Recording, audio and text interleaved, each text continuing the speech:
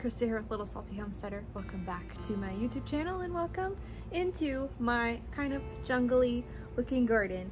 Today we're actually going to be doing some chaos sowing. So what I have here is actually 2 empty spice jars that I don't need anymore, and in one of them I have seeds for different root crops, and then in the other one I have seeds for different leafy greens. So the root crops has beets, radishes, carrots, and turnips, and then the leaves little spice jar here has some lettuce blends and some matador spinach. So the idea behind chaos sowing is literally just sowing seeds wherever you have space for them and not really caring about the order and neatness and, you know, nice, pretty, beautiful rows. So what I'm going to be doing here, the idea behind the spice jar is to just kind of sprinkle them in on top of the soil, watering them in really well, and then just walking away. It's literally one of the easiest ways to garden, and a lot of people have had a lot of success with just chaos sowing stuff. My cover crops were chaos sown, not with spice jars, just me sprinkling them in, and they're doing really well. So I thought I would give this a try for the fall food garden and see what we can pull out of the garden from that. So let's go out into the garden and I'll show you where I am going to be chaos sowing some stuff. All right, this is one of my 5 Vigo garden raised beds that I have here in my garden space. I recently cut down all of the okra plants that were in here, and I cut down the really big basil plant that was growing right here, which opened up all of this space right here for me to go ahead and sow in root vegetable crops. Now the reason why I'm putting root vegetable crops in this one is because I'm going to be extending the width of this bed and that bed so that I can incorporate an arch trellis between them. So I want stuff that's going to come to fruition much quicker so that I can get it in here and get it out of here, and then move on to the next phase of kind of garden extension. So I'm just going to set this one down because I don't need it yet. And I'm going to take the lid off this one and move this straw mulch out of the way here, because we want these seeds to have the direct contact with the soil itself. And pull out these labels that I don't need, clean them up later.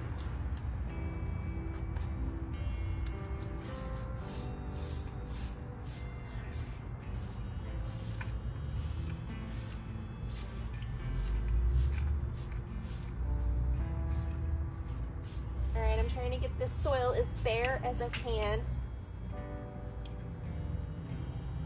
All right, so like I said, this is just a mix of different root vegetable crops, and I'm just going to sprinkle it in. And I'm not worried about spacing or, you know, trying to make it too perfect at this point. I'm just trying to get the food seeds into the raised bed here. So there's like one, there it goes.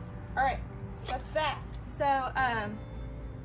I'll come back after I get the leafy green seeds over there, and then I'll water everything really well and just do my best to keep this soil nice and moist, and we should see stuff starting to germinate.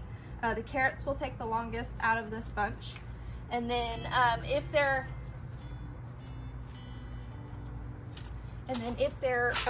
is some thinning that needs to be done, because I probably just sprinkled a good 100 seeds in there, then I'll thin it out at that point. I'm not too concerned with things being densely planted together, even though it is a ton of root vegetables, because a lot of those are going to be quite small and I'm going to pull them quite young, like the beets and the radishes, and then the turnips grow much quicker than the carrots. So I think it'll be okay. I will have to be a little careful to not disturb those carrot roots since those do take longer than the other items in here. But I'm hopeful for this little chaos food patch that will be growing here.